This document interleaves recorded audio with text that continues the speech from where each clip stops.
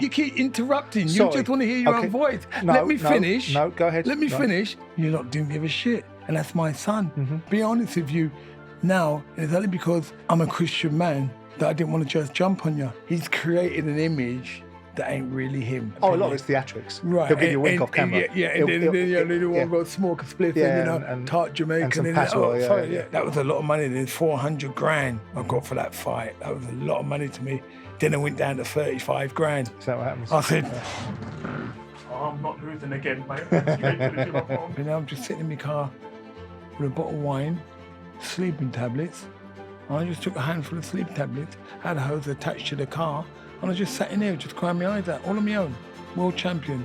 And I was just struggling. This is Up Front with me, Simon Jordan. I believe there are a lot of vacuous, uninformed, unchallenged opinions out there. I want to get to the bottom line and cut through the nonsense. So on this podcast with William Hill, I'm going to get people with strong views who think they can stand them up under proper scrutiny. There's a good chance I might learn something along the way, but more importantly, so might you. Joining me in today's episode, a two-weight world champion, synonymous with one of the greatest eras for British boxing, a ferocious puncher who took no-nonsense approach in and out of the ring. He experienced great highs and great tragedies in equal measure. The Dark Destroyer, Nigel Benn. Hi, Simon. How are you, my friend? Nice to see you, mate. Nice and to you? See you. I've had the privilege of going to many fights around the world, and three of the greatest fights that stuck out in my memory for A, being there, and B, the actual experience of them, was going to see Lloyd Honeyghan in 86 in Atlantic City versus Donald Curry when I was 18. Yeah. Going to the London Arena in 95 to watch you fight Gerald McClellan in what I thought was an unbelievable fight, and going in 99 to see Lennox fight Evander Holyfield at Madison Square Garden. So those three fights, and I've been fortunate, as I say, to go to many, many fights, stuck out in my memory as being such memorable experiences. Yeah. And so I come from the position of being an admirer of yours. Thank you. And admiring your career and all that you brought with it. And what we do in these discussions, Nigel, is we start with a little bit of the background of how we got the Nigel Benn that the world knows, which is the fighter and the world champion, and all the things that he achieved in his life and the challenges that he's had. Yeah. Now, am I right? You come from a background. Your parents are of the Windrush generation. Yeah. Is that correct? Yeah. Come from Barbados. Yeah. And you had seven brothers. Yeah, including me. Yeah. Including you. So you came from background. Your father was quite a powerful figure, quite a disciplining figure. Yeah, lovely man. Yeah. He had both of it, the discipline and the love. And how did you react to that as a kid? Oh, mate, yeah. My dad was a great father, you know, done it. I think back in 1972, my eldest brother, Andy, was killed. Yeah. That's what, I was 8 years old, you know. It was a real challenging time because I was like, I didn't understand dead. The police lights were flashing outside the house, and my mum was just crying, he's dead. And I was just like, you know, they're dead. I didn't understand dead. What? Who's dead? What's dead? Then I found out that my brother was killed by racists. Yeah. Pushed through a window, cut his groin and bled to death. And he was like 17. So you kind of think to yourself, because by that time when you're like 18, you was like classed really as a man, you was growing up. And then I realised, like, I'm nearly 61. He was just a little boy. Little kid, yeah. So it was like, the only way I can describe it, when he died, it was like when when Simba lost Mufasa, his father, he was like running around in the wilderness because something happened to me, something in my heart was severed and it was never repaired. I used to try and cry myself to sleep, and then by the age of 8, I was smoking cigarettes. By the age of 12, I was smoking spliffs. And then when I used to try and talk to my mum, you know, this 8-year-old boy trying to talk, Mum said, no, we're not talking about this, we're not talking about it. So I had like a volcano erupting inside of me, but I couldn't talk to no one about my brother. Where is he?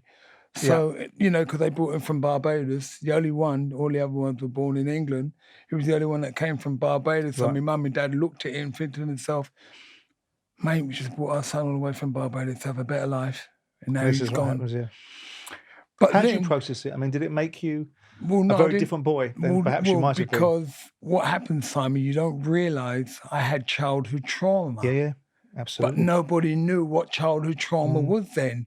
So I've got issues already going on in my mind that I struggled with. I'm gonna jump a couple of years after being in the army and all things like that. Then Stephen Lawrence come. Yeah. So, and I wanted to go and shoot it. This is what my mentality was, because I was struggling with a lot of mental health issues. But like growing up through that era, I mean, growing up as a kid, it was just like I struggled. I hate racism. I never had any black, because I had a lot of white friends. So if I've got black friends, I didn't like white people. No, you're not in our gang, mate. We're not in that, because we blacks and whites, we got on good together. Right. We always used to fight with the National Front. Yeah.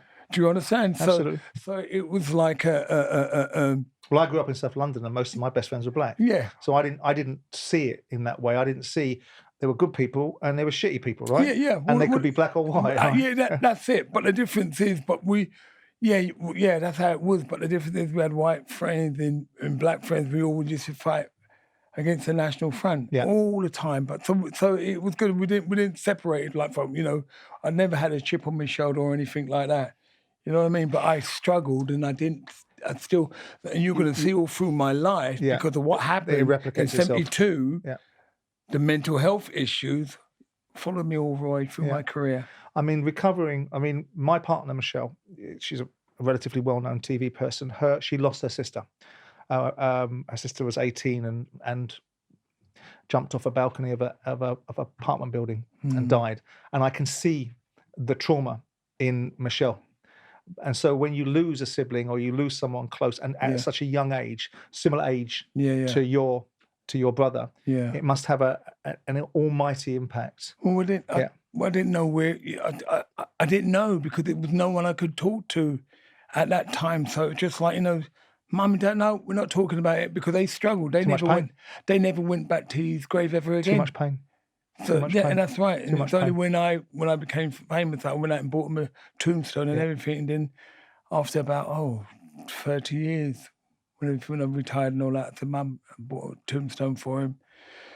Then they came, they just cried their eyes out. I bet. Reading between the lines, there was a process, and reading your own words, where you talk about, I could have either ended up dead or in prison. Yeah. Right. So I went into the army, but it does seem like a very stark choice. Why did you go into the army? Was your father involved in that decision to take you away from other things? And was there any challenges? No, my brother John. Right. John was in the army for 9 years. Oh, was he? Yeah, right. Mate.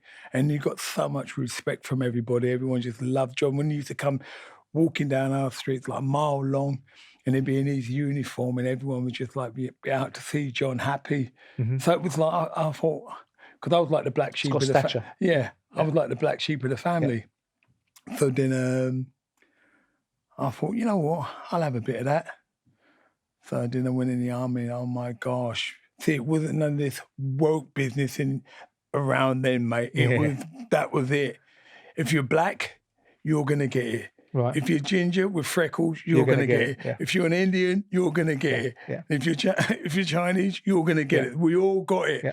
But it was just a building block. So you know what I mean. By going into the army, did it give you some sort of validation? Did it give you some sort of justification in life? Did it give you some sort of feeling of worth by going in there? No, my mind wasn't programmed like that. No. It wasn't. It was just like just getting on with life. I didn't want to end up inside, because I used to be out shoplifting. I remember shoplifting in Marks and Spencer's, nicking a crushed velvet jacket, shoplifting in Woolworths, nicking watches off the arm. So it was all these are the kind of things that I'd done, and I used to get caught. I was not good at thieving. I was good at fighting, but I was never good at thieving.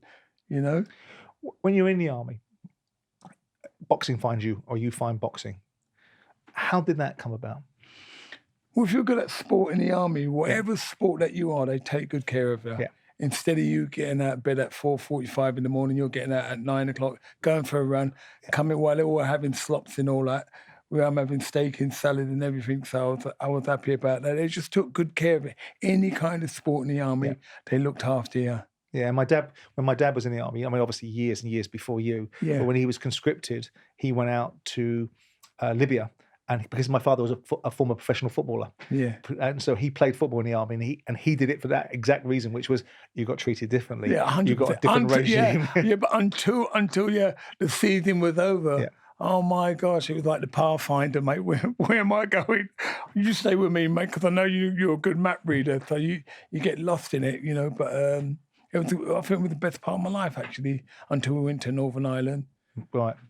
That was challenging. I bet it was. What did you learn from the army? What did you, when you came out of the army, and we'll get onto your career at boxing in a minute. I'll tell you, I'm going to stop you there, right there, because of what happened.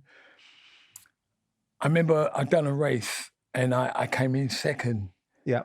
And the sergeant major was effing and blinding at me, calling you knacker, you wasted. There's someone better than you, much better than you. Be number one, second to no one. The reason why I'm saying that, after the Gerald McClellan fight, Don King come out and said to me, "You made a believer out of me." I thought, like, I really brought him over here to bash me up. I actually said, I'm number one, second to no one. And that comes back all the way back from the army. Yeah. What they taught me, be number one, second to no one. And I learned a lot. I learned that discipline. Right as well, by the way. Pardon? Right as well. It's the right mentality. Anyone can come second. That's right, But I had that discipline that I learned from the army, What I've got, that determination, will to win, was all come from the army. Did you know that when you took up boxing in the army, I mean, how did you do? I mean, did you have a lot of fights there? I never lost. I went all the way up to heavyweight to fight George J, who beat my brother John. Right. So I was only welterweight, but I went up there, fought him, beat him, and come back down. I won combined services against the Navy, the Air Force, everything. I never lost a fight in the army. I lost one amateur fight, and that's it. And then the guy that I lost to, I returned the decision the next fight against Rod Douglas. So when you come out, you do 3 years in Germany, a year and a half in Ireland. Yeah. Right, you come out. Is it now your devout intention that you're going to be a boxer? No. First of all, done cash in transit with Group 4 when they were good. Right, okay. When they were good. Right, okay. Then after that, I became a store detective. Okay. Guess where? Well, Marks and Spencer's. Woolworth. Okay. Woolworth. Right. You know what I mean? Poacher turned gamekeeper, right? Yeah. And I thought to myself, like, you know what? I wasn't bad at boxing, because all I really wanted, to Simon, all I really wanted was a 3-bedroom terrace house. Yeah. Like my dad, because I thought he made it. Mm-hmm. He had a Cortina Mark 1. I thought I'd get a BMW, just be one step above him. That was it. I didn't want nothing, because before I joined the army, I remember, and God always reminds me, I used to get £36.40 signing on every 2 weeks. But, then all of a sudden, I started boxing, and it all changed. So you come out, you go in 82, right, into the army.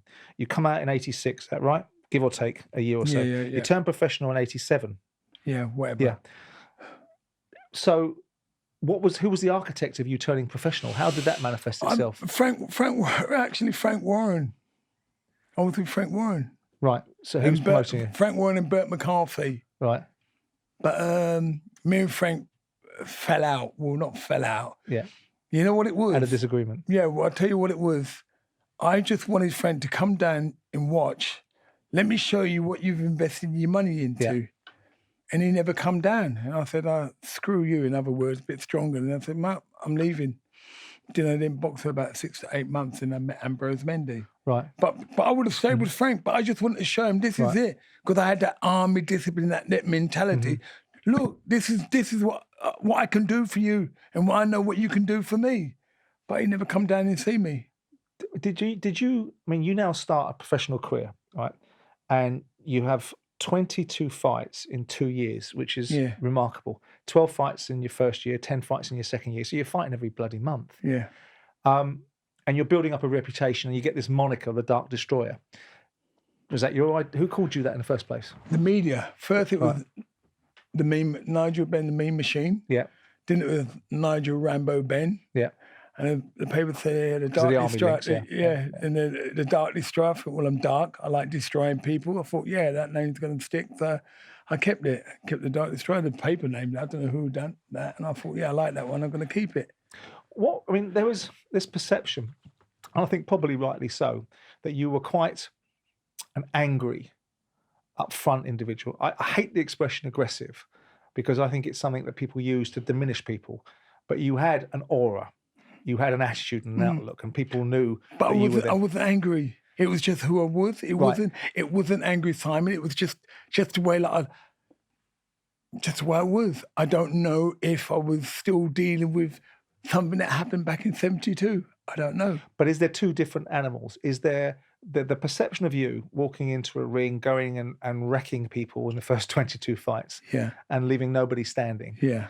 The perception of you was, clearly there's nothing wrong with being called aggressive as a fighter, because ultimately it'd be ridiculous to be passive. You have to be aggressive to be a fighter to some extent. Yeah. But was there a separation between this dark destroyer image that's being created, someone that goes in there, eventually comes into the tunes of Big Ben, which I thought was brilliant, by the way, and knocking people out, and very, very focused on his when he's speaking to the media, and the person outside of the ring? Are they the same person, or is the dark destroyer that went into the ring that role that has to be played for the job that you're doing? I think I was the same person, but the difference is I don't think I was aggressive. I didn't. What it was, Simon, I didn't take any sugar, honey, iced tea. Yeah. I did not take any of that. I just stood my ground with anything, with any person. It's just the way I was. It's like I wouldn't be disrespectful to someone. If someone, got in my face, and it's not like I had a chip on my shoulder, because I never had a chip on my shoulder whatsoever. It's just who I was at that time. 22 fights, 22 knockouts. Yeah. So you are motoring, and you come up against Micheal Watson. Yeah. Did you think this game was easy? Did you think that ultimately you'd reached the point where everyone they put in front of you, you're knocking out, and you're going up the levels now, and you're going to better fighters all the way through, and you land with Micheal Watson, and it's the first time you lose. Do you think the approach to the fight? Do you think the best version of Nigel Benn would have beaten Micheal Watson? Was it the best version, and you were just beaten by the better fighter on the night? Or was it a combination of the fact that you blasted everybody out for 22 fights actually put you in a situation of forced security? Well, the funny thing about it, I only had one gear. Yeah. First gear. Yeah. Didn't know how to go backwards. Didn't know how to go.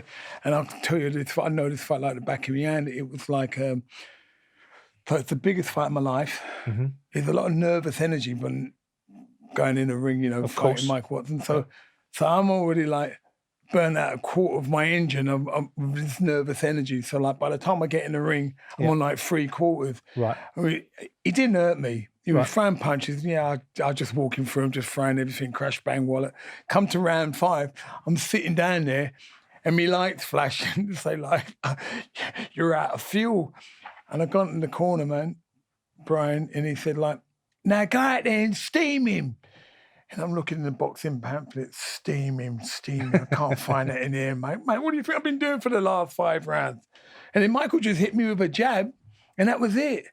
I didn't learn nothing. Michael knew, him and Mickey Duff, they all knew what was going to happen. Yeah. They all just said, cover up for a couple of rounds, mate. He's going to punch himself out. And Michael done that. And I remember him grabbing me, winked at me dad to say, I've got your boy. Mm-hmm. He just knew. Right. Just new. It's just so different. But Michael's so much of a lovely guy. Yeah, I've met him. You kind of he was a good-looking guy and everything. So Michael, but the other person completely different. You know what I mean? But with we'll Michael, talk about him. Don't worry about that. Yeah. We'll talk about him. But with Michael, it's it was. I just had to deal with it. I lost to a much better man. How did you deal with it? Did it have an impact upon you? Did it take you into a space where you had trouble with it? Yeah, when I cried my eyes at me, because it's like I've been lying to the British public. I was the best thing since sliced bread, and then all of a sudden now, I've lost my fight and lost my record. So I was like, mate, I told the British public I'm going to be world champion, I'm going to be this, I'm going to be that. And I ain't got nowhere.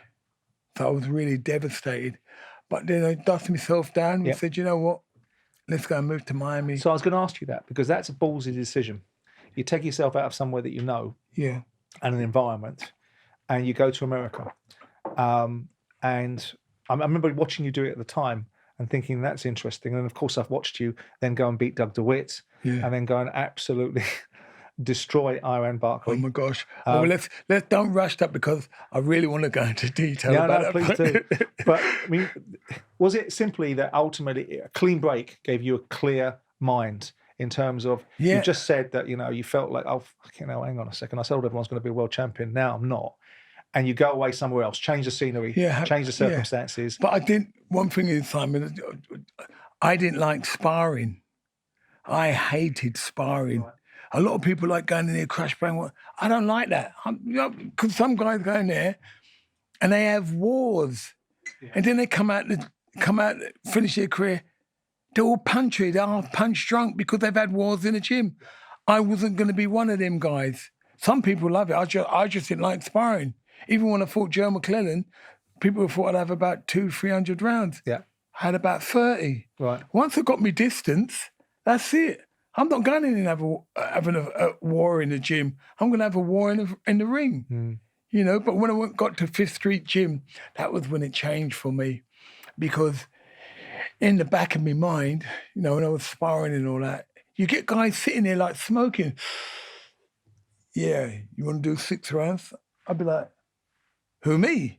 I think, mate, just put out a fag and you want to fight with me. So and I go in the ring, oh my gosh. And some of them hand me my arse, mate, I'm telling you. Some of these got good gym fighters that were knocking my headgear off and everything, and I have to go and pick it up. And then you think to yourself, oh my gosh, have I done the right move? Because a lot of them used to just bat me for 6 months. I was getting knocked from pillar to post, pillar to post, pillar to post, pillar to post. And then afterwards, after about 6 months, I understand their culture. Right. And then nobody sparred with me. It all changed because I think, oh, this is like how you like to do it. And then my first fight now, I fought a guy called Jorge Amparo, big Panamanian. He had a head like Eubank's, like a mallet. And he had a big, thick neck. And I remember, I hit him really hard. And I thought, sugar, honey, iced tea. This is definitely a 10-rounder. This is definitely a 10-rounder. So I paced myself. I had to pace myself. I didn't come in here crash bang wallet. And when I've done a 10 round, it was like that. And the unanimous winner, Nigel, I was like, yeah. And I thought to myself, well, I'd done 10 rounds. Right. Now I could do 12 rounds. Right. Yeah, that was it. But that notwithstanding, when you go through the first 2 or 3 fights in America, you do end up with Doug DeWitt, and you do end up in a fight where you get knocked down. That was one of the best fights I had. You know that? Was it? Yeah, it was one of the best fights I had. And the funny thing about it, Simon, it was like at the press conference, we were standing there and he was like, he's been in with Tommy Ernst, he's been in with all these guys. And he stood there and he looked me right in the face and said, you're going down. I said, yeah, I might be going down. So are you. I was only 26 at the time. You both did, right? Yeah. But we both threw left hooks at the same time, but he hit me right on the chin. It was so much of a perfect shot. I didn't actually feel it. It wasn't like one to get hit in the temple and your legs are all over the place. I just went down. Then the third round come out. And in them days, you had 8-ounce gloves. They were just like mitts, look, and I felt my knuckles sinking into him, mate. And then in the third round, I put him down. And I was just laying into him, really, really laying into him. I stopped him in about round 8 or 9. And then next minute, world champion. And I already want to be Southern Area champion. Can you believe that? Then you go on and you fight Barkley. And I remember watching that live at the time, or on satellite, or however I watched it. And I watched it again the other day, knowing that I was going to see you. And the outrage in the voices of the American commentators about your tactics, about some of the punches that he landed on when he was down. But because I'm all hyped up. I just clumped him. I didn't mean to. Just like, well, sorry. But the difference is like, you know what? I had to fight from the first round. I had to fight. I mean, this is a guy that beat Tommy Ernst twice, stopped Tommy Ernst twice. Yeah. What happened was at the press conference, we had a face-off, and I looked him in the eyes, and I was looking at him and said, well, you can have it right now if you want, because I wasn't scared of him or anything. Yeah. And what he done, he's looking at me, and then he went like that. He looked down. Because he'd done that, Simon, I knew I had him. Yeah. Watch the first round. First thing I done, a hop, skip, and a jump, and bang, straight away, went after him. That was it. Because I knew he looked down, I knew I had him. Yeah. There's a bit of controversy around this fight, and it seems to spiral into an action and reaction from you. Am I right that this fight was going to be sanctioned in the UK, but it wasn't sanctioned because of the issues around the retina? Challenges, the detached retina that Barkley had. I mean, obviously he went on fought another 30 times after you, so he must have been in a decent condition. But you then, you've got the WBO belt. But after this fight, you make a 4-act play. You turn around and you rip your British Boxing Board of Control license up, which is being mirrored now in other aspects of your life with your son. But what was that about? I mean, I know that the British Boxing Board they didn't recognise the WBO. Damn right. So but now everybody recognises the WBO. I brought it back to England, right? And you know what it is for them to say we don't recognise it. I don't give a toss if you do or not. That was my attitude. Who cared about what you think? So I thought, screw you. I'll fight under the American. But let's like the IBO now. Chris Eubank will have his son say that the IBO is a recognisable belt. If it's a new pretender. But let's not go about Chris or anything. But I'm telling you about me. No, I know. Because at the end of the day, the way they treated me, that's what I'm going to ask you. So they treat me perfectly. Screw you. Okay, let me ask you the question. It's a new belt, right? You've got the legacy belts of the WBA, the WBC, and latterly the IBF. Then you've got another version. And I do think there's too many belts, by the way, right? But that doesn't mean that winning a world title is not legitimate, right? And of course, you won the world titles, and you were perfectly legitimate in winning them. But if the British Boxing Board of Control isn't recognising the WBO as a major belt, and not just because it's Nigel Benn, it's not recognising it across any of the weight classes, why would you have the arsehole so much that you want to do that? Yeah, because I don't recognise him then. Simple as that. If they want to treat me like that, that is me. That is my opinion. If they can't be, listen to me. Listen to me good. Yeah. Because if they don't want to recognise me, I won't recognise him. But they weren't recognising the belt, not necessarily you. Yeah, but you know what? Yeah, but the way it came across, and I will not change it. Do it again. So as I was going to say to you, do you look back on it and think, no, I stand by that? I'll stand by it, 100%, mate. 100%. So now you're the WBO middleweight champion of the world. And in the background, you've got the man that we've referred to. I've had the pleasure of having sat here. And you've been on tour with him recently. I saw you at the premiere of The Four Kings. Not get a word in. It's the same thing. Were you aware of him at that time? I didn't. It's a weird one. It was like, I just heard his voice. And who's he? He had a monocle, joppers, a walking cane, and a cane. Yeah. Well, I've got to give it to him. He is a sharp dresser. But he's just out there. We just don't see eye to eye. It's just like we're You're all right now, though, aren't you? Hey? You're all right now, though, aren't you? Yeah, because I don't see him. You've been on tour with him, haven't you? Yeah, oh, freaking hell. Like what you said sitting down here, oh my gosh, it's like, I don't know. It's just, I don't know.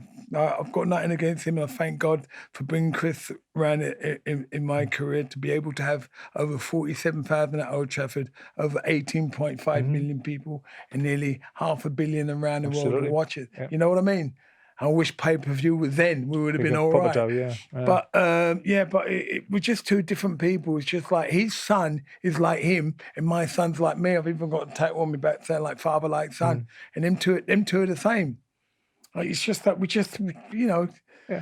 Apples don't fall far from the tree. Yeah, that's it. But the funny thing about it, Simon, it's like, I don't know. I think he's created an image that ain't really him. That's my opinion. Oh, a lot of it's theatrics. Right. He'll give you a wink off camera. And then one go smoke a spliff and tart Jamaican. And some sorry.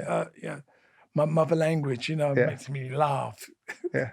He did it with me. I didn't understand the first 2 minutes of the interview when he spoke to me in Rastafari, and I said, that's no use to me. I don't know what it means, right? Yeah, I think he doesn't either. No, he probably doesn't. So you fight him on the 18th of November in 1990. This seems to be, I don't know if it seems to be, it's quite evident it was, an immense amount of distaste that you have towards him. Yeah, at the time, yeah. Where did that come from? Why did it come? I mean, you're fighting. There's always going to be some vitriol. There's always going to be jeopardy. But yours was, I remember watching you on telly. I remember both times when you were on the Jonathan Ross show, and I'll talk to you about that later on. But there was this visible dislike and disdain, and it seemed to run really deep with you. Why was that? Was it because he's a patronising sod? You hit the nail right on the head. And I think that's what, because it was like I was beneath him. Yeah. you know, and I didn't take kindly to that. And so it was just like, you know, when he said, I don't really hate him, I just want his belt. And I remember me saying, like, I hate him, which was really strong. Should have said that. But at that It's how you felt at the time. That's right. And, he kind of made me eat my words. So it's one of them things. Well, it was, I mean, he describes it as the nearest to death that he's been in terms of the fight that he had with you, the first fight. I mean, I remember talking to Carl Froch about the fight with George Groves and how much he hated George Groves and how much he wanted to fill him in on the second fight because of all the vitriol that went around the first fight and how people thought that George got badly treated. And I was trying to get an understanding because I think it's a fascinating thing to understand from you guys. I love my boxing, but I can't relate to your mindset because I can't relate to put myself in the way of hurting someone or being hurt and accepting it as part of the game. And especially the way you fight. You know you're going to get hit and you know you're going to hit someone and they're going to get hurt as a matter of course. So it's a very unique mindset. But what I want to do in this question is understand what it was like for you in that fight. What was going on in your mind in that ring when you're in this battle, in this war with someone that you really don't like, you really don't want to lose to. You never want to lose any fight. No. But with Eubank, I should imagine it's even worse. No, but you know what it is when you actually get in the ring? Yeah. Every fight is the same mentality. Is it? Yeah, nothing changes. As much as I want to win, but even with Chris, my mentality was always seek and destroy. And that's the same thing. But this was the most brutal fight, Nigel, for you, wasn't it? I mean, you just said to me earlier on, Micheal Watson, you ran out of gas, right? And Micheal Watson didn't really hurt you. No. And it was... But Chris did. And that's my point. Yeah. So you're having, and the fights that you had in America where you have a 10-rounder, you proved yourself you could do it. Yeah. Other than that, everyone's getting their ass handed to them by you. Right? So now you're in a different space and you're in a fight where it is on top. And I'm trying to understand how that was like for you. Well, yeah, because every fight's different. Every fight is different, Simon. And I underestimated his power. And I mean, I don't know how many times my legs shook in that fight. He caught me with some good shots. And so it's really hard to kind of like, you know, I just had to do the best I could. It was just like, because I think about round 4 or 5, he got me with a thumb in my eye and I couldn't see the punches coming in. So every time he's hitting me, it's like someone pricking my eye with a needle. It was so much pain that was going through. And I didn't want to lose to him. I'd rather lose to him. SpongeBob SquarePants and lose to Chris Eubank. You know what I mean? It was that much that I did not want to lose. And because I knew for a fact after the fight, I know I'm going to get it from him. All that, and all that. So and I just knew, but I really didn't like him, strongly didn't like him. Did you feel that you were in control of this fight? Because I'm looking at the sort of the sentiments behind it, and I think the judges had you up on 2 of the judges' cards going into round 9. Did you think that you were winning this fight? I don't think so. You didn't? I don't think so. But I think because the reason why I think because I was always trying to track him down, and a lot of the times I was coming straight on forward, so I was an easy target to hit. And he caught me with some good shots, and he wobbled me a couple of times with some good, powerful shots. You know, win, lose or draw, he got the decision. But I actually thought that it was his night, regardless. Sure. I think it was his night because I think even if everything went smoothly, I just thought that he prepared like a champion that night. What did that, I mean, given the fact that you went to America, took yourself away, rebuilt yourself, got yourself a world title, come back, this guy irritates the hell out of you. You've now lost to him. Oh, my gosh. Right? What does that do to you? Well, I'll tell you what, Dan, I'll show you in a minute. What actually happened is like, that was a lot of money. There's 400 grand I got for that fight. That was a lot of money to me. Then it went down to 35 grand. Is that what happens? I said, I'm not losing again, mate. I'm not losing again. I trained my butt off again. I went going all the way down there to lose that kind of money. And lose it to him was hard. It was really, really the hard pill to swallow because I know for a fact in the media that I'm going to get it. And I can't really back it, I just have to, and, when you lose a fight, you've got to go and shake his hand. Was it harder to accept that loss and go and rebuild yourself, which you did? You go up a weight class and you win the super middleweight, right? Yeah. WBC. Yeah. Super middleweight. Premier belt. Premier belt. Absolutely, yeah. Was it harder? Yeah, was it 100%. harder to come back the second time round? Oh no! Than the first time you lost to Watson? No, because I know what defeat was like. So but even it was to him, it was I didn't know where I was going, but then it was Barry Hearn said, "Look, we've got an opportunity for you to fight for the WBC in London." I thought, yeah, brilliant. And about 2 weeks later, he said, "Look, it's going to be in Rome." I thought, you can knock him out and you might get a draw. That's what it's like out there. And even they tried to nick the fight, because what happened, I hit him with a right hand, split his eye, or it was a massive, massive cut in his eye. But they're sitting down, his cornermen are looking and saying, look, look at his eye. They were trying to get, the referee stops the fight in the third round. That means just kind of technical draw and blah, blah, blah. But what happened, they rung the bell. Right. So now it's gone into the fourth round. And it's only through Barry and thank you, Barry. Diligent, because it's gone into the fourth round. I got the decision. Absolutely right. It's a bit like, it's dissimilar, but it has merits around the Ben Whittaker fight recently, where the bell saved him from potentially... Who? Well, no, I'm not comparing you to Ben Whittaker. I'm not comparing you to Ben Whittaker before. No, I wasn't going to say that. I thought, we're talking about Ben. Mate, I'm not comparing you to Ben Whittaker. I'm just saying. But the way that he pulled himself over the ring, mate, should we go there? Do you think Ben Whittaker swallowed that? Yeah, he swallowed, mate. Because he's like the way that he was going on. I'm sorry, mate. Sorry, Ben, but, mate, you got to fight that guy again, mate. I'm telling you, because the reason why you look at it, it's like it's pulled him over. You watch it look like it's pulled him over. Because I think Ben Whittaker, it's not a Nassim Hamid. I like all the charisma. I think it's so great. I love it. But he couldn't do it to this guy. If someone did that to you in the ring, what would your reaction have been? All that piss taking and showboating. Well, I want to try and nail him, I would try and nail him. But I actually feel that he actually fights better when he does that, because when he didn't do it, he was getting caught with some silly shots. So you go, as we say, you go to Italy after a series of super middleweight fights. You go to Italy, you beat the champion in Italy. They couldn't get out from, try to get you with a technical draw, but they didn't. And ultimately, because of Barry Hearn, the way you just described it, you're now a two-weight world champion. Yep. You had 3 more fights, and now you're back into the territory of Eubank, who's now up at super middleweight as well, and has got a belt as well. Yeah. Did you think, given I don't know whether you've come to the conclusions years after, or you came to conclusion directly after the fight that the better man won on the night, which is what you just said about 100%, Eubank, right? Yeah. Had you come to that conclusion by that time already? You knew at the time that on that particular night the better man won. Yeah. So did you think you were better set now?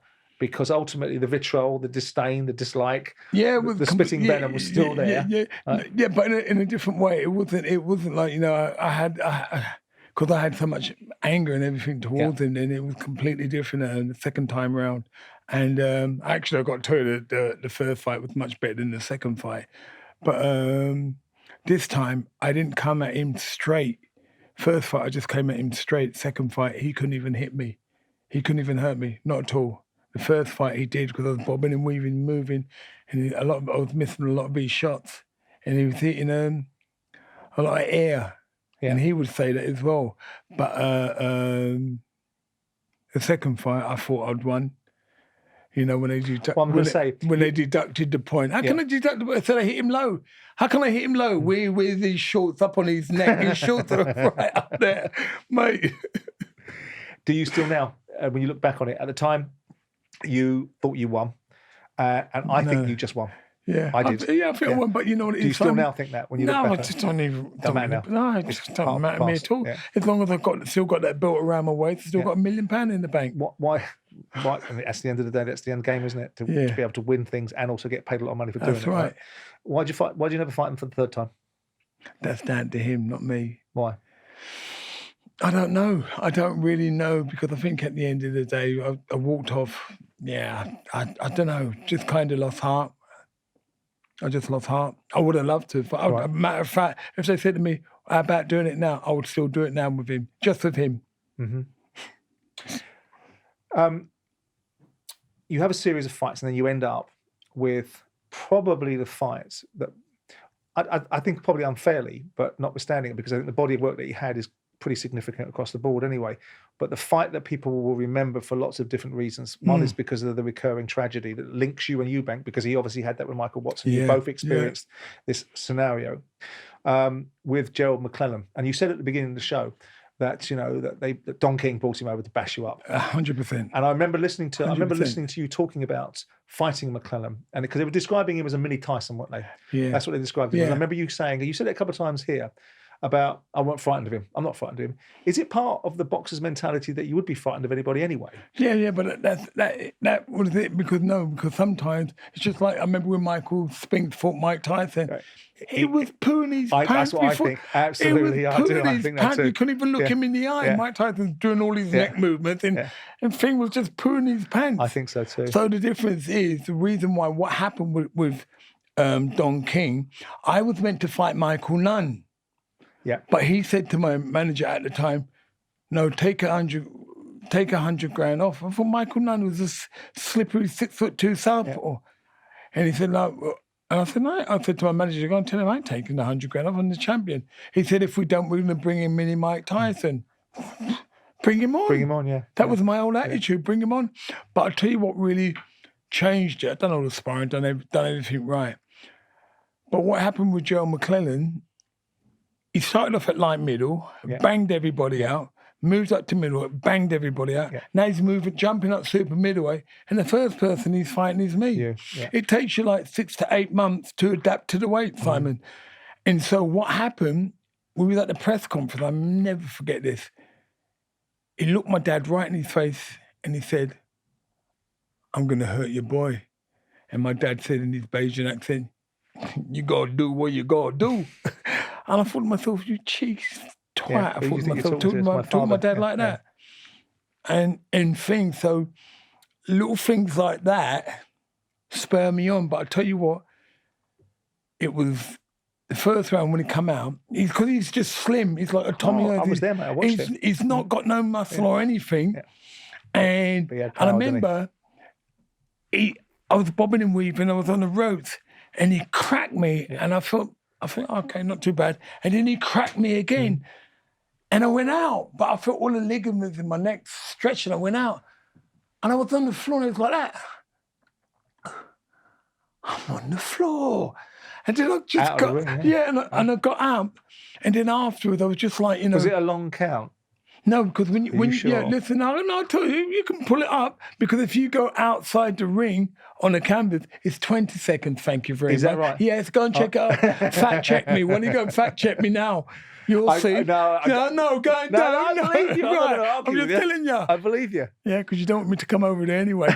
But anyway, so then what happened? You're a man of God now. You wouldn't do that anyway. Praise God, you know that. Right, so then what happened, and I got back up in Denny Man's, afterwards we just thrown punches, and I thought, and I just got back to my corner, and I'm like that. And Denny Man said to me, God, yeah, look at the state he's in, look at the state he's in, and I'm like that. What? What? You got him, and I'm like, really? Really? And then afterwards, it's like I wanted to ring the bell, the second round. Watch it, second round. I'm chasing him around. I remember. He just bashed a granny at me and I'm chasing him around because it's never happened to me before in my life. But something in my subconscious just changed. It's something just switched straight away. And I'm chasing him around. I didn't feel nothing. Even when he put me down in round 8, he come out, I gave him an uppercut, left hook, right hand. When you come out for round 9, you got more of that. That was my old attitude. I remember watching it, and I don't want this to sound condescending or patronising in any shape or form, because it's not upon me to make this observation, but I felt such immense pride in you. I remember watching you and thinking, fuck me, that takes balls. Inch by inch, yard by yard, he's taken that guy's heart. Yeah. He's taken his heart. Right. And that takes some achievement. And I remember watching it at live, actually, because I went to the fight. And the atmosphere and the the whole thing was fucking beyond off the scale. Yeah. Right? And then you coming out and getting knocked down in the first 20 seconds of the fight, and the arena going, "This ain't the script." But potentially it could be the script, because we're being told this guy is the mini Tyson. Right. Yeah. Everyone from News of the World. Yeah. Today. Daily Telegraph, Sun, Mirror, all of them, the People, everyone had me to be knocked out between round 1 and 3. Yeah. Everyone. No, I thought, mate, no one backed me. No one. Sorry, the star, Ken Gorman. Right. He was the only one that backed me in round 10. But as I say, I watched it. I like to watch fights two ways. I like to watch them live if I'm lucky enough to be there. Yeah. And then you're invested in the emotion, right? And you can see it from a different prism. Then you go home and watch it on television, and you get a different perspective. Yeah. I felt anxious all through the fight. But this sense of, again, it's not meant to be patronising, Nigel. It's meant to be. I'm meant to be complimentary by saying that I was proud of you because I didn't know you, but it was just a feeling of fucking well done, you mate. Absolutely, 100%. That's what it's about. That's what a winner looks like. Right. And I went back home and watched it, and I thought again the same thing. But the funny thing is I watched it the other day, again the whole 9 rounds, and it was harder than I remember. He was in this fight all the way. My recollection of watching it live and then watching it later when I got home or the next day or whenever it was I was able to watch it, of you inch by inch taking this guy and breaking him down and taking him to a place that he doesn't want to be. He ain't been past I think 7 rounds or something. But when I watched it the other day, I was like, fuck me, it was closer than I thought it was, and it was harder. And I don't remember Nigel getting dropped in the 8th. Yeah, and he did. But I didn't feel nothing. I didn't actually feel nothing. And you know what it is? I'll show you out. After the fight, where did you think I wanted to go? Hospital, I suspect. No, Ministry of Sound. Oh, did you? That's all I wanted to do, just go, get off me nut. That was it. That was like, what was I thinking? I was just going to go down Ministry, you know? Talk to me about, obviously, the ramifications of that fight. For Gerald McClellan are evident. But for you, I mean, after the fight, you weren't really aware of what was going on. No, you because were wanting to make people eat their words. What happened? A little bit. I'll tell you what happened after the fight. I came out with damaged nose, damaged jaw, urinating blood for 3 days and a shadow on my brain. That's what happened to me. You know, he came out paralysed, blind, 80% deaf in a wheelchair. But at the time, I remember in the news of the world, I'll never forget the headlines. We wanted Ben dead, now we want his money. And I thought, go in. That was my attitude then. Who said that? Oh, his sister. Oh, right. His sister, but then... Lovely. And then that's what she said. And I thought to myself, mate, you go and see your promoter, the billionaire, you go and see Don King, mate. But then after 12 years, became a Christian and blah, blah, my whole life changed. Then me and my friend Kevin, 2 black guys in Mayfair, we go and put on a big show for him with all East End stars there, Coronation Street. I was able to give him a check for $250,000. That was just 2 guys. That's what we done. Yeah, we done that for him. You know. Did it have? I mean, didn't have an effect on me whatsoever. Not at all. Not at all. No, not at all. I don't mean that being disrespectful. But it was the nature of the beast. That's the sport you're in. Yeah, and you know what it was? It was, and even they said you know, they were coming out saying you know, the same thing, talking about me taking performance-enhancing drugs. Mm-hmm. You know what it's like me. If you see I had a spliff, I took a little fella now and then, I put my hand up. But to do something like that, because it'd be like me cheating the British public out of you know, winning the world title. You know, it's just like, you know, we all used to like Ben Johnson until we found out that he was doing drugs. Mm-hmm. Lance Armstrong. Yeah, you know, and all things like that. You know, no, that's not who I am as a sportsman. You have a few more fights and then you lose to Malinga, who you'd beaten previously yourself. Yeah. I remember watching that fight and I was thinking, because you were very emotional afterwards, weren't you? Yeah. Did you propose? Was that, yeah? I remember. Yeah. She didn't say yes. Did she not say yes? Nah. Was that a bullet dodge for her? Well, it was like because we had issues. Right. You understand? Yeah, absolutely. Yeah. But you announced in the ring that you're retiring, and yet you get drawn back in by Steve Collins. Yeah. Why? I mean, Collins comes with you and Eubank's name on his resume. It doesn't bother me. You know, I'm not being disrespectful to Steve. It was like, I just thought I could have 2 more paydays. Might sound like shallow, but that's what it was, because at the end of the day, I didn't go back down to 35 grand. No. I was still like way up the top. Do you think he gets the credit? I mean, I saw Steve the other day. Oh, yeah. Do you think he gets because his era is often described as yours and Chris's era. Right. Yet he beat both of you. Do you think he gets the credit that he deserves? I think, you know what it is? Well, you know, he prepared like a champion. Yeah. But like, the difference is then you say, well, what would it have been like if it was like before McClellan? What would it have been like if it had been before? Yeah. Because I think at the end, but I'm not taking nothing away from Steve, because I mean, I get on very well with Steve, very well with Steve. You know, we can still chat and have a laugh now, because at the end of the day, it's just like, you know, it was, he prepared like a champion. That's all I can say. Talk to me about what it's like when the lights go out, when you're no longer in the sport, people aren't as focused on you as they once were before. I've seen it with professional footballers that played for me. I've seen it in my own life where, you know, the football club that I owned, I lost a lot of money. I got ridiculed and parodied in the media, and all of a sudden you become yesterday's news. But talk to me about the experiences that you had when the lights go out and you're now left with Nigel Benn not being defined as the fighter anymore. Nigel Benn that's now got to, at 32 years of age, because you had a 9-year career. I mean, fucking hell, 50 fights, 48 fights in 9 years with the destruction that you wreaked, in and out, and paid well for it, and winning 2 world titles, right? And being part of the nation's consciousness, because you were. And it's not me just saying it because you're here. That's what I think, and that's what I felt at the time.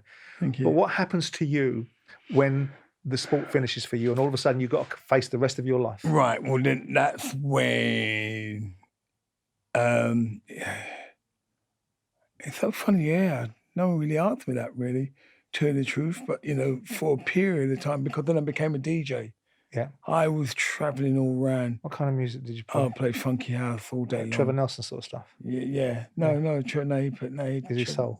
No. R&B? Yeah, R&B. I'm not in that. No, it's got to be, you know, music that's going to get your heart pumping. You're going to have a good time. That was my lifestyle, because I think at the end of the day, you know, I don't mind talking about it. Just what it was. But you go through things. I mean, tell me if I'm off limits here on any of these things.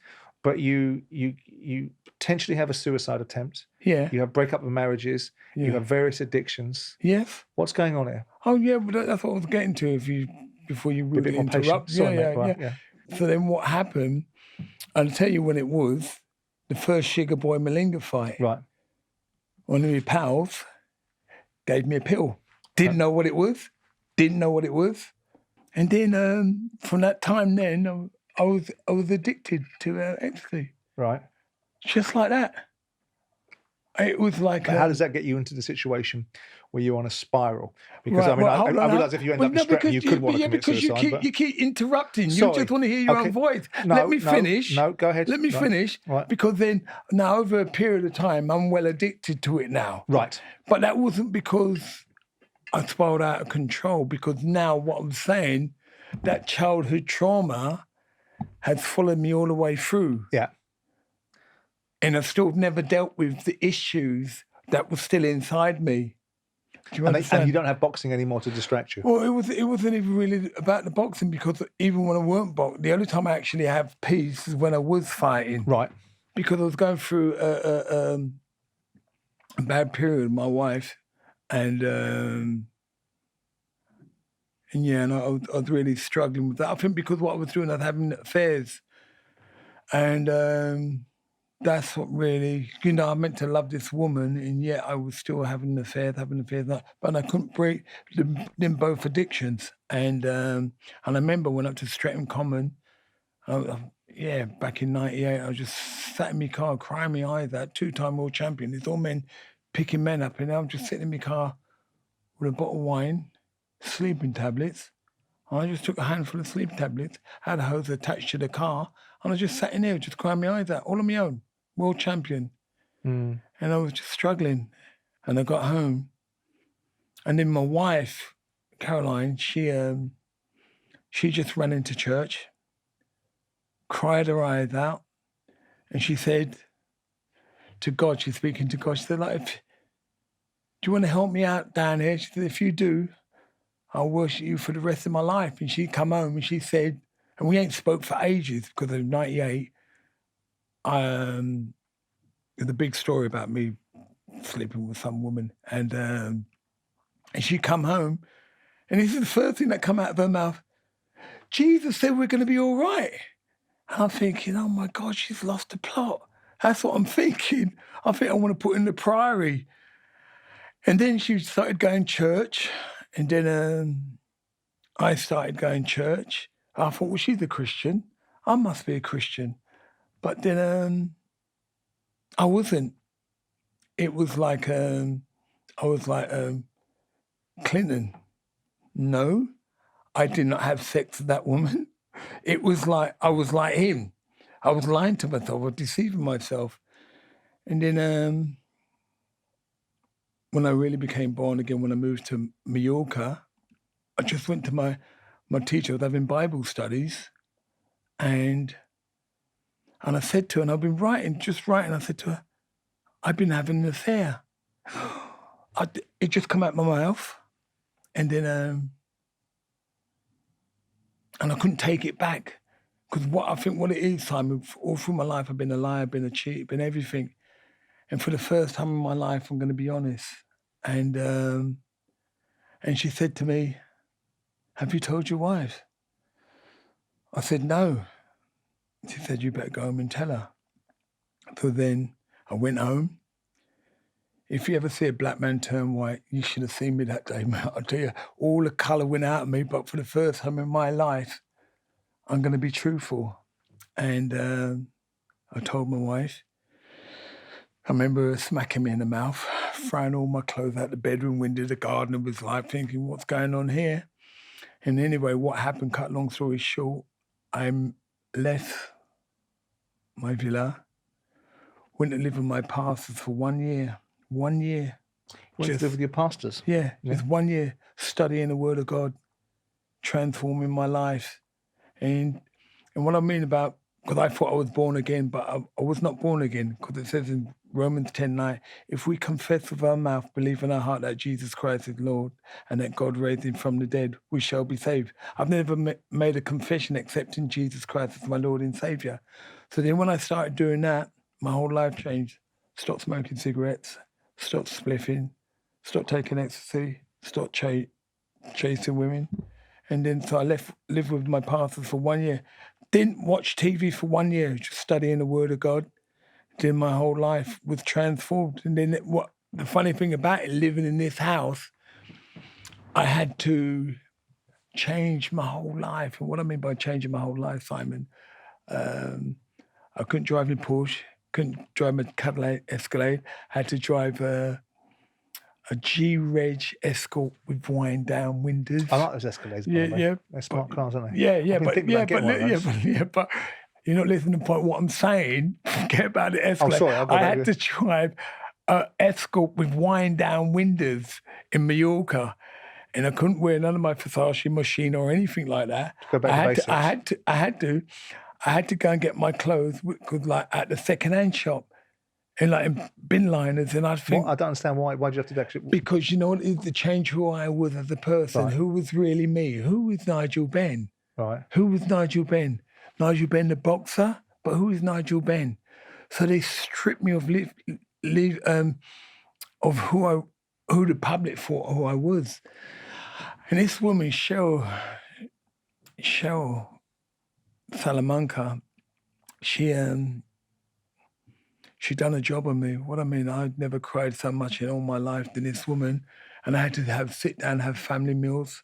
And just all I done was study the Word of God for 1 year. 1 year. 1 year. And it was the best part of my life to find out who I really was. And then after that, then me and my wife renewed our vows. And not only that, and I confessed 16 years of affairs to my wife. 16 years of affairs I confessed to my wife. Everything. And you know what it is? Does she forgive you? Oh, of course she is, yeah. We're more happily married You're than still we ever married have. now? Oh, yeah, of course. Well, she's got some substance, oh, my gosh. Well, listen, she's my knight in shining armour. It should be the other way around, but I wouldn't change it. Everything that I have, the mansion in Australia, money in the bank, car, she gives me pocket money and sends me on my way. But I'm happy with that. She's a blessing. She's actually, she's my knight in shining armour. She stood by me through thick and thin. But the difference is now what we do now in Australia, where I try and help broken men that are struggling with sex addiction, drug addiction, everything. because I've been through all of these things. And when since I had a relationship with Jesus, all these things change. And I feel transformed. I feel blessed. Do you like yourself better now as a person than when you were in your pomp, when all that was coming your way, winning world titles? Well, do you know what it was? But I didn't, and now I can go back to where I was struggling. I never dealt with the issues of my brother, and I forgive the people that killed my brother. As much as I would have loved him to be there with me through my career, you know, it wasn't meant to be. But now I forgive them, and I can move on because I had so much anger that volcano erupted a long time ago, and it's gone. A switch of emphasis, and the subject's going to be quite slightly thorny between you and I. Yeah. Your son, Conor, and the developments. And I know that I saw the interview you did with Spencer Fearon, where you think I'm a smarmy bastard and deserves to get a smack in the mouth. And I'm trying to understand what it is you think I've said about your son that would bring that reaction out in you. You know what? There was people like Dillian Whyte. Yep. Tyson Fury. Billy Joe Saunders. He talked about it not once, and it's all like swept under the carpet. But with Conor, it's like, oh, you had the other one from the boxing ball. Can't remember his name. Robert Smith. Yeah, it's like just like, you know, you all were just like on Conor. It's like, mate, you lot never given no breathing space. None of you lot thought about his mental health. You lot didn't give a shit. And that's my son. And you know what it is? And I'll be honest with you now, and it's only because I'm a Christian man that I didn't want to just jump on you. You know, but I respect your views, but I just thought it just was on. It's every week you lot was on about Conor, on about Conor. And I thought to myself, none of you lot continue to talk about Tyson Fury, Billy Joe Saunders, Dillian Whyte, but with Conor, it's just something that I thought to myself, nah, it's really unfair. Regardless about whatever you say. Well, he's your son as well, isn't he? Yeah, he's my son, and I love it. I know my son, and I got a tattoo on the back of me, on my back, saying, like father, like son. If my son had a recreational problem, they'd put your hand up, son, or whatever, which he doesn't. But the difference is, to take anabolic steroids or whatever it is, and I'm going to back my son and I'm watching my son break down. Yep. And then what's happening, Simon? Now I'm going to just draw back a bit. I was here for that 6 months. I was here training with him for 6 months. Then what happened with me, on my medication, because then I found out I got bipolar. I never said that. But and I was drinking half a bottle of red wine. I don't drink, and I'm drinking half a bottle of red wine. So, and on medication, and I'm all messed up. So then I'm like going suicidal. And then I'm watching my son. You lot don't know about this, but he was struggling. He was like off. And so I'm trying to comfort my son, but yet, as we're doing this documentary for the Four Kings, I said, we got to stop a minute now. I've got to go away. And I went into a hotel for 3 days, just drinking, because I'm watching my son struggle. And then I realized that my own mental health was going through it as well. Yeah. You see, I see it slightly differently. First of all, I very much like your son, and I've always liked your son. And the times that I saw him prior to the challenges of 22, a major advocate of him. I did interviews with him on various shows that when I first alighted upon the media, because I didn't like the media very much. I think the media can be very divisive. And I try to be fair in everything I do. Whether I get it all the time is a different discussion. I never liked the fight for him with Eubank, and I'll tell you why in a second. And I'll tell you why it should. Yeah, that's fine. But and I'm more interested in what you have to say than what I have to say. But I want to frame this question because you know you were very robust about things. I never said one derogatory thing about your son. My issue was with the advice that was being given. I thought that he wasn't being looked after. Okay. I hated the idea that he was being treated in a certain way. I thought Hearn and guys like that just stepped up and cared about what they were getting out of it. I thought what Kalle Sauerland said at the time, that Chris Eubank could fight somebody irrespective of what drug they're on because they got medical advice saying that this drug was fine, which I thought was fucking preposterous. Yeah, I agree. It's preposterous. I agree. Right? I agree. And I felt that Conor's response to tell the Boxing Board of Control to do one was unwise. Okay. And I felt that going on Piers Morgan was damaging for him because he was unprepared. Okay. And then I felt that all the way through, I want Conor to prove his innocence, not to be guilty. Right. And despite your protestations about Spencer Oliver, and I'm not here to defend him, I don't think he wants him to be guilty either. I wanted Conor Benn to be innocent. I wanted him to be cleared. There were 2 drug tests that were failed for whatever reason. Yeah.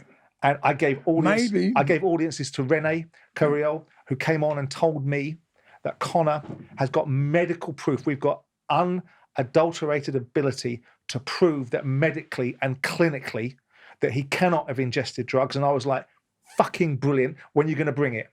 Yeah. Oh, we're going to bring it. And that is all I've said. So when you turn around and go, you're piling it on Conor, I've got to be honest, Nigel, I don't think you know what you're talking about in relation to me, because I didn't. Well, no, because you were going on and on and on. It's not like... It was a live subject. Yeah, but... And when Tyson was guilty, he got it as well. Yeah, but you lot kept on going on, and you're still going on to this day. You keep going on. Conor spent £1 million out of his own money. And now we just know, just today, I mean, not today or not last week, where he's... all the charges that come against him, because I'm not going to go into it. I'm not asking you to. I'm not going to go into it. I know this but is confidentiality. He got all of them points that they had against him. Okay. He won. That's it. So you can throw things at me. Do you believe, as a former professional fighter, that has strong views, I understand, about anabolic steroids? Yeah, cool. Do you believe in strict liability? Yeah, 100%. You do? Yeah. So then how can you not believe that it was right for people to ask Conor to prove the fact? Because strict liability, as you know, means that however it got in your system, and do I believe, Conor asked me, because Conor asked to see me last year. He asked Sam Jones, can you get Simon? Simon's got a lot of noise in the media. I like Simon, can I see him? And I had an hour, and he asked me, he said, do you think I'm guilty? I said, Conor, I'm not your dad. I'm not your rabbi. I can't give you benediction. The only person that knows that is you. Would I like to believe that you're innocent? You're damn right. Do I like you as a kid? Yeah, I do. Do I think you've got to get out from underneath because strict liability is the problem that you've got? Yeah, I do. Do I think you've taken some shitty advice? And do I think that people haven't looked after you? Yeah, I do. And I'd like to have helped you. Yeah, I fucking would, mate, because I like you. But you are where you are, and you've put yourself there to some extent by circumstance and by reaction. So if you look at strict liability, how can we be saying that, given the fact that Conor has had 2 failed drug tests, however he's had them, then strict liability doesn't play? But see, these are the things that more or less when they've done their case, there's something. But how did he get off now? Why did he get off jurisdiction. now? No, not because of jurisdiction. You can throw up your face, because I think at the end of the day, we don't know what went on with the testing. Do you think it's a witch hunt? Well, did you think? I mean, you had your relationship. You had your relationship with British boxing. I believe so. I just know my son. That's all I can say. So I mean, all I know is my son. I'm not gonna go on any more about my son, because I think at the end of the day we could talk about it probably, because I'm not gonna kind of go into something that I don't know. If I didn't ask you this question, people were going to say I was a shithouse, right? Yeah. And the fact that you were quite angry with me, I'm not a coward. I don't want to punch in the mouth from you. Thank you very much. Right? I won't do that. Why do you think that I'm going to go and lose? No. I don't care. No. My residency in Australia. You're capable of having a conversation with me without having to reduce it to that. Yeah. But I wanted to clear something up, because I don't mind being called out for things. Yeah. Right. But I don't like people that see headlines. Frank Warren does it quite a lot. Eddie Hearn does it quite a lot. Yeah. What they do is they take the headline, they turn it into an argument that suits them. Yeah. I have never wanted your son to be guilty. Yeah, I believe no issues with your son. I believe that. I like your son. I believe that. And I respect you for the things that you've achieved in your life. Yeah, I believe that, Simon. Now, moving on from this, and perhaps we'll just leave it there for the purpose of this conversation. I think so. Good. I've never liked this Eubank Benn fight. Why? Why? Because I think your boy can win a world title at 147. Yeah, hold on. Right, and I'd like to see him fight. I know it's less risk and reward, more risk and reward. I'd like to see him fight Avanesian and go and win a world title. No. I think this is them trading off your name. No. Of yours and Chris's senior's name. No, because I think at the end of the day, it's a big fight. And Conor, listen. It's money. Yeah, no, listen, let me explain. Yeah, because you know what? I want my son to make money and get out of this game. You can do both. Yeah, you can do both. But the difference is, Simon, he's got an opportunity to fight. Conor walks around. It's the one thing you've got to understand. Conor's mostly about 168 now. He walks around at like super middleweight. So fighting Eubanks, I don't know, like, I think if they fight next year, right, even at 160, I've got this, that he's going to say, oh, yeah, I'm struggling at the weight. I said, Con, go and fight him at 168. Right. Because I just know Con Well, he will can't say batter that now, him. can he? Because he's fought the last 3 times there. What? He can't say that now, can he? Yeah, because he's fought Liam Smith twice at it, and he's fought the kid they fought the other day. Yeah. I know, but he's still fought at 160. But the difference is, I want him to fight Conor. I just know my son, so all I can really say is, hopefully, God willing, everything gets worked out with the board and kind of works to the board and everything, and that we can move on. That's because all I want to do is see my son back in the ring. He's only got a short-lived career. Give him. You said that. You felt that, I think this was an evening of the Four Kings, which I was pissed off about because I wanted to hear from you and I wanted to hear from Lennox, and all I got to hear was from Chris Eubank. Yeah, hiding behind the curtain.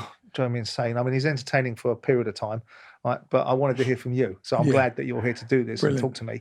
But you said about Conor that you felt that he could be better than you. Yeah. Now that's some statement. I'm telling you. Right. And I really mean that. I really mean that. And I look at my son now. When I was watching him training, going through the gears, while I watch how Tony trains Conor, Conor's like, he receives it all. But with me, I look at Conor and I think, mate, I wish I could box like that. I wish I could do that. But I don't. I just revert to what I know best, and that's just having a fight. I ain't got no boxing skills, but I got dynamite in my hand. And I know how to wing him in first straight right. But with Conor, he's got all the frigging moves, and I really mean that.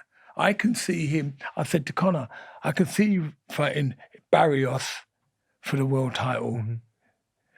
I can see you fighting at light middle. I don't care what weight champion you fought, you get that belt. And I said, you know what? I just think that he can be a 2-time world champion like me. I just know that he can because he actually walks around at about 12 and a half stone. That's him.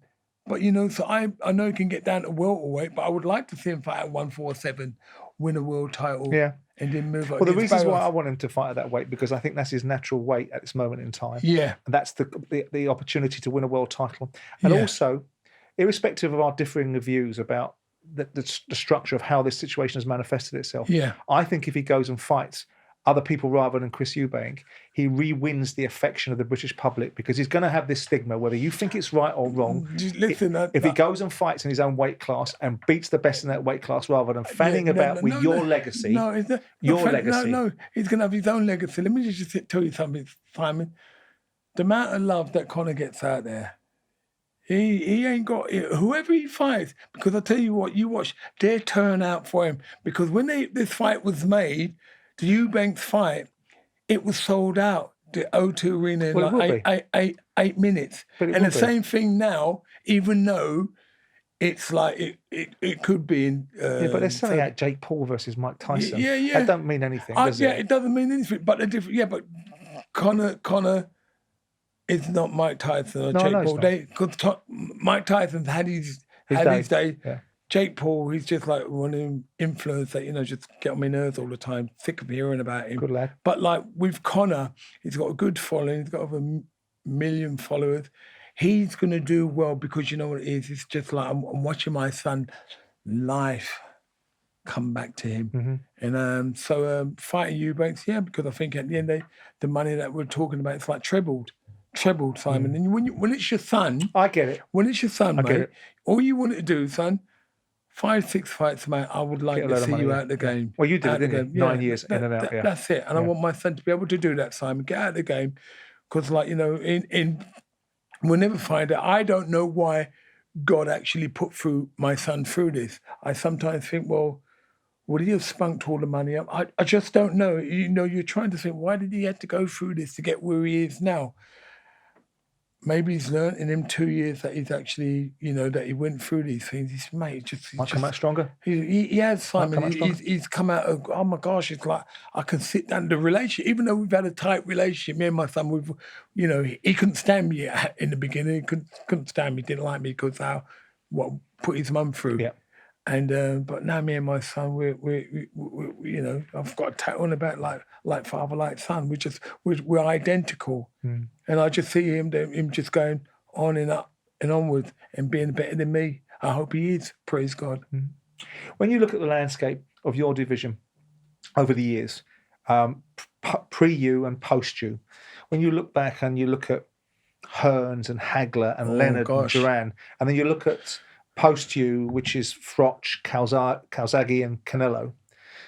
Who's the best of those, and who would you like to go in with? Joe Calzaghe. Joe is, by far. You can't knock a man with undefeated record. Yeah. He's. See, I like Frochi because I think he's a warrior. Yeah, I do. I can't help but admire Carl for some of the fights that he's had. Joe Calzaghe goes out with 49-0. It's unbelievable, isn't it? Yeah, but he's fought Kessler. Yeah, Kessler was tough. And when he lost to Andre Ward, beat Andre Durrell, didn't he? Yeah. Jermaine Taylor. No. Just really. So you're not going to give Carl any? Oh, of course I'm going to give him respect, but the difference is like, saying, I'm betting him better than free. Oh, no, you... I'll leave that Who's the greatest? Who's the greatest middle? Hold on, I'll leave it to the British public. Well, anyway, if you look in the WBC belt, whose face is on there? That's permanently on there. You're ugly, mate. Permanently on there. Why? And Joe Calzaghe. Is that right? Yeah, me and there. So, and it wasn't like the ball that... Why is your ugly mug on there? Mine. Yeah. Because I got voted by the public. The public. 82,000. What do you mean? 82,000 people voted who their favourite middleweights in. Yeah. And now my face is permanently on the belt. So, you know what I mean? So I done like I said, Simon, I just want to be Southern Area champion. Yeah. Not to be voted one of the best super middleweights in history on the belt. I leave it to the public. The public decide. What do you make of Anthony Joshua? I mean, back in the day, you had quite a close relationship with Frank Bruno, didn't you? And you were a big supporter of his. I remember watching you when he fought Oliver McCall. Yeah, I was there, mate. And you know what? If you get in the ring, right, what was I doing? You watch Frank go like that. Because I've only tried to put him on my shoulders. How can I put a 90-stone man on my shoulder? I tried to lift him up. Yeah. What was I thinking? You were just in the moment. I'm a big fan of Anthony Joshua. Are you? And I'll tell you for why. Because I think at the end of the day, he's 6'6", built like a brick toilet. Yeah. Listen, I wish he had my mentality. No disrespect. Because I'll be steamrolling everybody, the power that he has. Yeah. And sometimes, I mean, I watched him fight a couple of guys. I thought, he's gone back with his good trainer. But then to go and do some, he told him to throw. You only get someone to throw an uppercut when it's tight on the rope and they've got their hands up. Yeah. But he's thrown like that and his left hand's down there. Which is exactly what Shane McGuigan said was going to happen just before and that's what happened. I thought to myself, but Anthony was getting on top of him, just getting on top of him. But the difference is, I still believe that Anthony can come back from that. But the difference is, mate, he needs some mongrel putting in, mate. Well, if he hasn't got it, he's got it though. But I know he's got it in him. Yeah. Oh yeah. No, you don't win world titles if you haven't got something about you. Yeah. Anthony Joshua's been a poster boy for English boxing. It's interesting that his camp don't want him to fight Dubois next. Well, I'm not sure that's the right. No, doesn't breed confidence, does it? No, because let me tell you something now. If you go and fight Fury, because because if I got beaten, I want to go and beat the man that beat me. Yeah.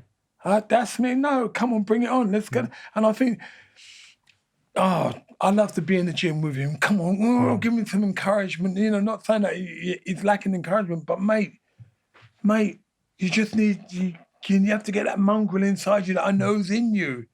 I still think that he can turn it around, I'm not knocking the training or anything, but mate, you got to bring that hunger. But how can you bring back that hunger when you got like, 300 million.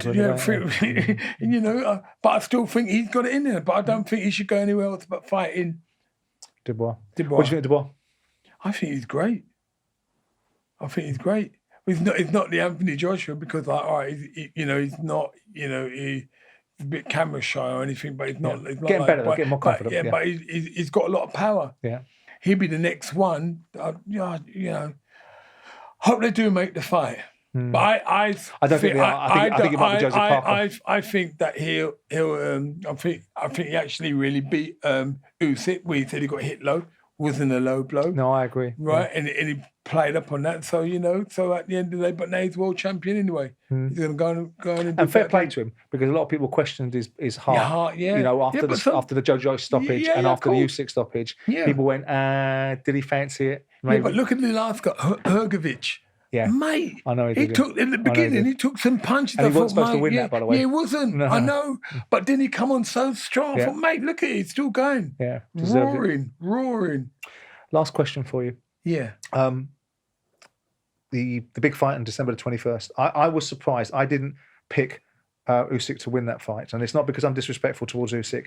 I just thought more of Tyson. Tyson irritates me at times because he can be so unpleasant at times unnecessarily. But when you get to this fight on December the 21st, who do you think wins this fight? I actually fancy Fury. I do. I think sometimes when you have a defeat, you come back, you brush down, you think, okay, I know where I went wrong. And it was like I just feel that the side, the 6'9", he's got the reach. I think that he's just going to come in a better frame of mind. I know Usyk's going to be like moving more, trying to do more, but I think because in some points, Fury was on top. It was only in the last couple of rounds that that Usyk started picking it up.